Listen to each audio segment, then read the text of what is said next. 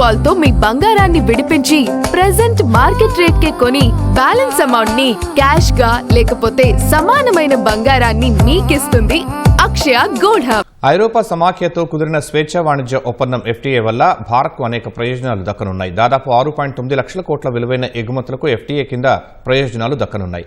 విద్యార్థులకు, వృత్తి నిపుణులకు వర్క్ వీసా చాలా సులువుగా దక్కనుంది. సుంకాల మినహాయింపు కారణంగా కార్మిక ఆధారిత రంగాలకు భారీ ప్రయోజనాలు దక్కనున్నాయి. తక్కువ టారిఫ్ల కారణంగా EU మార్కెట్లోకి చొచ్చుకెళ్లేందుకు దేశీయ ఫార్మా రంగానికి అవకాశం ఏర్పడనుంది.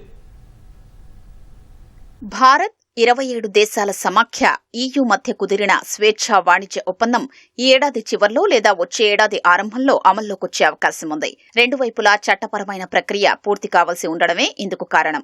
భారత్తో కుదిరిన స్వేచ్ఛా వాణిజ్య ఒప్పందానికి EU పార్లమెంటు ఆమోదం తెలపాలి. భారత్లో ప్రధాని నరేంద్ర మోదీ నేతృత్వంలోని కేంద్ర కేబినెట్ FTAకి ఆమోదముద్ర వేస్తే సరిపోతుంది. EUతో కుదిరిన స్వేచ్ఛా వాణిజ్య ఒప్పందం వల్ల భారత్కు చెందిన 93% పైగా ఉత్పత్తులకు సుంకం వర్తించదు.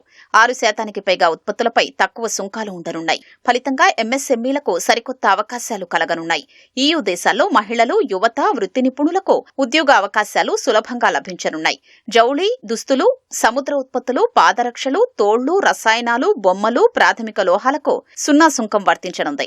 FTA అమల్లోకొచ్చాక భారత్ EU దేశాలకు ఎగుమతి చేసే 99.6% ఎలక్ట్రానిక్స్ ఉత్పత్తులకు సైతం జీరో టారిఫ్ అమల్లోకి రానుంది.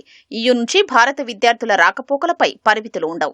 చదువు పూర్తయ్యాక విద్యార్థులకు వర్క్ వీసా హామీ లభిస్తుంది. ఔషధాలపై 11% వరకు ఉన్న టారిఫ్ తొలగింపు వల్ల వాణిజ్యం పెరుగుతుందని Indian pharmaceutical alliance secretary general Sudarshan Jain అన్నారు. ఒప్పందం మేరకు EU దేశాల వస్తువులపై దశలవారీగా భారత్ సుంకాల్ని తగ్గించనుంది.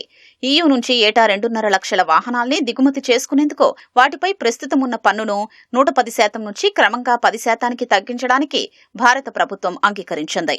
ఐరోపా సమాఖ్యతో కుదిరిన FTAపై పలు రంగాలకు చెందిన అసోసియేషన్లు హర్షం వ్యక్తం చేశాయి. FTA అమల్లోకొచ్చాక టెక్స్టైల్ ఎగుమతులు ఏటా 20 నుంచి 25% పెరిగే అవకాశం ఉందని అపరెల్ ఎక్స్పోర్ట్ ప్రమోషన్ కౌన్సిల్ అంచనా వేసింది. ప్రస్తుతం ఎగుమతుల వృద్ధి 3%గా ఉందని తెలిపింది.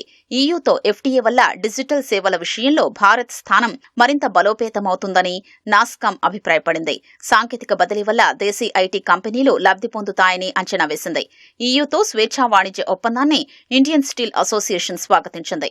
ఇక నుంచి EU దేశాలకు ఉక్కు ఎగుమతులు మరింత పెరుగుతాయని తెలిపింది.